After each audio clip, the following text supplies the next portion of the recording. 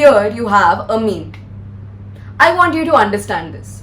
You obviously can't because you haven't learned about it yet, or you probably have, but anyways. So I'm gonna make sure you understand this meme by the end of this class. Before we get started about nervous impulse and everything, we have to learn a new term that is called resting potential. So, what is a potential exactly? So, when you learn about potential in physics, it's a potential difference between two ends of a cell. So, if I give a cell here, this is positive, this is negative, there is a potential difference that exists between these two ends, okay? And that potential difference is caused by movement of electrons or presence of electrons or different charges on either sides of these two cells, either terminals of these two cells. Similarly, when it comes to resting potential, we're talking about a potential difference between the inner axoplasm and the outer side of a neuron. So suppose this is a neuron, all right, and we'll see how a resting potential is maintained across this neuron. So a resting potential in biological systems is maintained by different ions, and as you know, ions carry charges. So the difference between the presence of these charges in the inner membrane and outer membrane is what causes this potential to develop. So the two ions we'll be talking about mostly here is Na plus and K plus. Both of them are monovalent cations, alright? So since both are cations, how exactly does this potential exist is what we're going to talk about. So let's just assume a normal neuron, okay? And there are a lot of sodium, potassium ions inside and outside. And there are several channels here which guard the entry and exit of potassium and sodium, because these are ions, right? And ions are hydrophilic, that means water loving. But the cell membrane or the axon membrane is made up of a lipid layer, and lipids are hydrophobic. And since these ions have to enter and exit this lipid layer, they need a carrier protein, and that carrier protein are these proteins, and their entry and exit is by the use of ATP, active transport, okay? So the rule here is 3Na plus and 2K plus. If you remember, I showed you a meme right before this class, right? So basically 3Na plus will move out from the sodium channel and 2K plus will come in. You can obviously see the difference in the number of Na and number of K plus, okay? And also the proteins inside the membrane are negatively charged. So basically the inner membrane will become negatively charged and the outer side will become positively charged because of the presence of 3Na plus, and inner side there is only 2K plus and negatively charged proteins. So with respect to outside, inner side is negative. With respect to, that's how a potential develops. So with respect to the outside potential, the inner potential is almost minus 70 millivolt. And this is the resting potential, which is maintained across a neuron when there is no electrical activity. That means when there is no transmission of any kind of electrical impulse, this potential is maintained across the neuron with the help of these ions, which are exchanged in 3Na plus, 2K plus. So 3Na go out and 2K plus come in. Let's talk about a nervous impulse. So how does a nerve sense a nervous impulse? That happens with the help of neurotransmitters. I already told you what neurotransmitters are. They basically send the message from one sensory neuron or one organ into the dendrite of this next neuron. So we're looking at this neuron. There is a neurotransmitter. It comes and it gets attached to one of the receptor for neurotransmitter on the cell body of this neuron or on the dendrite. So when that gets attached, there is some membrane changes, and this membrane changes opens up the sodium channels. We discussed about the sodium potassium pump, I guess 2 minutes ago. So what happens is, this neurotransmitter is attached here. It generates an action potential. We talked about resting potential now. Now we're going to talk about action potential. Action potential is when the actual electrical signal is supposed to be transmitted here. Now you know why they call it electrical signals, because ions are involved and there's positive, negative charge, etc. So all this entire synaptic message will come to this axon hillock. Okay, and I drew the axon a bit thick so that you can understand. So when it comes here, there are membrane changes and sodium channels open up.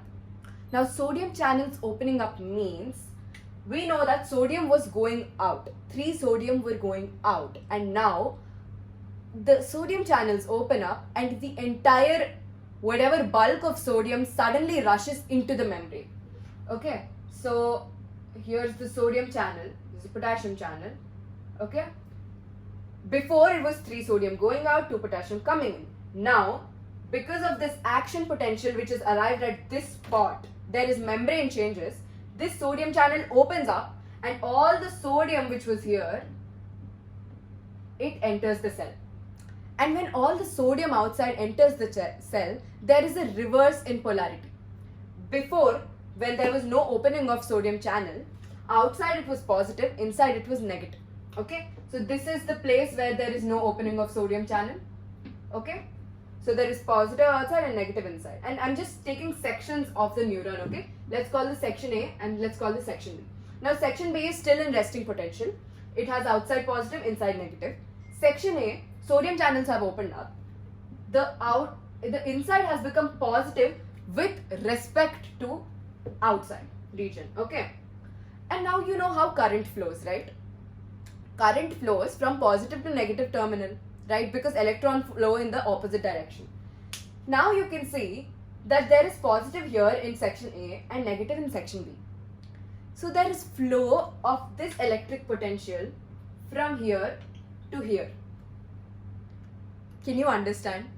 That's how the electrical impulse is being transmitted from positive to negative side. There is a change in polarity in one section. The other section is same in resting potential. And then the current or the electrical impulse is being transmitted from this positive section to the negative section inside, and from the positive section outside over here to the negative section here. Alright.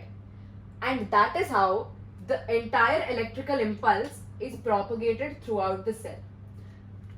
Okay, now let's talk about threshold potential. Oh, also yeah, so there are millions of sections like this which is made, and this process happens within milliseconds. So yeah, and let's talk about threshold potential. So what potential exactly will cause this process to happen? So when the neurotransmitter attaches, a threshold potential of minus 55 millivolt has to reach, from minus 70 to minus 55, and only then will this impulse start propagating. And when it starts propagating, the potential can almost go to positive 40 millivolt. And what I mean when I say it goes to positive 40 millivolt is, you know, I'm talking about the potential with respect to the outside environment. So in the resting potential, it was negative 70 with respect to the outside. Then with threshold potential, or the potential required to start the electric impulse, that's minus 55 millivolt. So the inside should be minus 55 millivolt with respect to the outside environment. And finally, when the inside becomes positive, then it becomes positive 40 millivolt with respect to the outside environment. And the technical terms we use for this are depolarization. So the resting potential wala neuron, when you give it an action potential, it becomes depolarized. Okay, and when this depolarized place, it shifts the depolarization to the next section, that is from A to B, as I showed before. Then this part, the A part, will become repolarized. Can you understand? I think you can. So yeah, let's go to the next two things we have to learn. The first one is all or none law, and the second one is saltatory transmission. All or none law means that either the entire threshold potential is reached. All or none law states that when the threshold potential is reached, the neuron gets completely depolarized. So even if a potential greater than the threshold potential is given, the neuron will remain the same amount of depolarized. But if a potential lesser than threshold potential is given to the neuron, then it is not depolarized. That is all or none law. So let's come to saltatory transmission. I've drawn a neuron here, and this is a myelinated neuron. So this is myelin sheath, and these are the Schwann cells, and this is the node of Ranvier.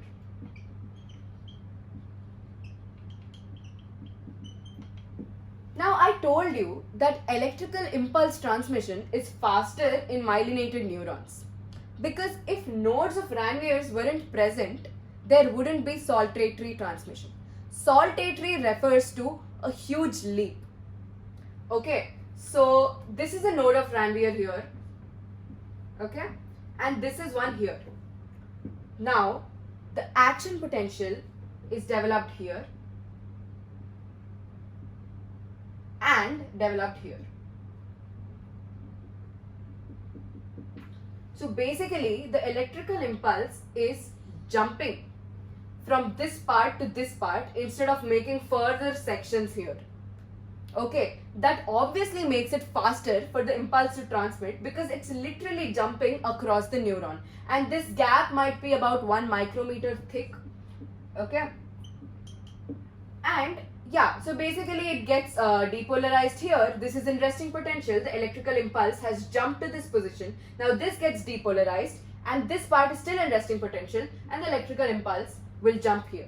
So this jumping transmission of electrical impulse is called saltatory transmission, and that's how neurons with myelin sheath or myelinated neurons are able to transmit electrical signals at a faster rate. So that was the video, guys. Thank you so much for watching. Thanks for all the love you've given me. Make sure you like, share and subscribe. Thank you so much for watching again.